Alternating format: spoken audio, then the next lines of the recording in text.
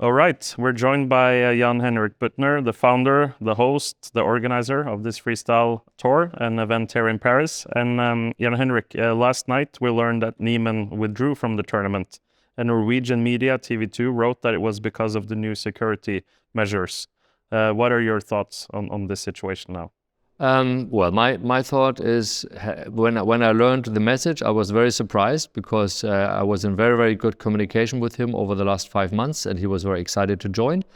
And we actually had a meeting scheduled for yesterday afternoon, which he did not even take my messages to ask me when and how we should meet. So I was very surprised that he didn't even answer my messages. Instead, then in the evening, Sebastian received an email from him, which he had never done before, where he actually also stated that he was talking to a possible reserve player and so on. So he obviously had the time to talk to a reserve player, to send Sebastian an email, but not to answer, my WhatsApp to see when and how are we going to meet in Paris, which we had already coordinated. So I was very surprised, and my thought when I heard that was not about the reasons and so on, because honestly I don't really care, because I mostly cared about my tournament and our replacement. So my thought immediately was, okay, we have the evening before media day. We are now lacking an additional player. We already lacked Ali Reza, and we were happy to replace him with Richard Rapport. So we now had to think immediately who could replace him, and we went just first thing we went down the world ranking and said, okay, who is here? 1, 2, 3, 4, 5. Okay, 6 is missing. So let's ask Nordebek. The great thing also about Nordebek is that we already have all of the material pre-produced for him because he was participating before, because we have all of his images.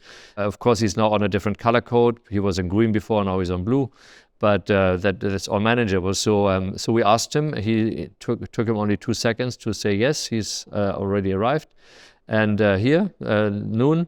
And so we are very happy about that. And so I didn't have any time to think about the reasons. And then I was actually confronted by media about maybe, what the reason was. But I was like, okay. And then my statement still is, I don't want to speculate because, I spoke to Hans a lot about security. When we finalized his participation, I told him that it is in his own interest that we have the maximum security here because one of the missions that he had to appear here was to wash his name clean and to basically let chess speak for itself. And I wanted to, as a organizer who was very much a perfectionist and detail-oriented, as you see here, I wanted to, and I'm still able to, because we are of course doing the same thing also without Hans. I want to make sure that I can honestly say cheating is not possible with us because we have the highest security measurement that any tournament ever has had. And that has been communicated to Hans longer before, so it cannot be the immediate reason. But what actually then was we handed out a technical meeting briefing, which is 40 pages long or so. I have not read it actually, but that had been sent by our tournament director. And if that had anything to do with it, I really can't say. But can you tell us a little bit about the type of security measures that you have for this event? No. Then that would be breach of the security in itself. So, but it's impossible to cheat here, basically. Yes, it is impossible. Yeah, it is. Yeah. I mean, at least to all of the methods that we can think of. I mean, there's always possibilities in the end that you may not think of in the beginning, but all of the methods that you can theoretically think about, and I'm just talking about CIA type stuff, really top level. But can you say, is it the same setup as in Weissenhaus, or has there been different measures here in Paris? I would say Weissenhaus was more like airport security, right? So now we have CIA type, spy type shit, security. Yeah. And sounds good. And the final questions. Do you see Hans receiving invitations to this tour in the future as an organizer? First of all, I'm always open to any possibility, so I would never rule out anything. But then you have to see on the second hand that this is a tournament which is not an invitation-only tournament. It's a tournament where you mainly have to qualify for. So by certain methods, being top 3 of the Grand Slam before, obviously he can't do that because he doesn't participate. Being number 1 or 2 in the world, maybe if he achieves that, of course he will be invited because we're having these rules. Winning one of the big tournaments before, maybe if he does that, he will be invited. If he wins the online qualification tournament, he will be invited. So there are if he qualifies to one of these methods, he will be invited.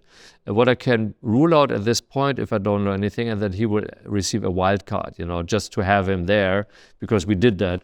And so now, we gave him the chance, and then it comes also to the to the point that you have a last minute, really, this is really difficult, like to organize something on the evening before media day. Canceling on you is like, it's difficult. And so I really want to make sure that we have reliable players, but also we will take additional precautions next time. As of next event, we will have 2 reserve players, which we will name. We will invite, and we will produce all of the material for them so that we can easily switch. So that's one thing that is on our end, to make it not so problematic and working day and night and cost intensive to do that. But also, of course, like if he, let's say he wins a tournament before and he qualifies, I will have a very deep talk with him and say, okay, how can we avoid that you again cancel out on us like on the last minute? So, but that's the scenarios I would consider, yeah.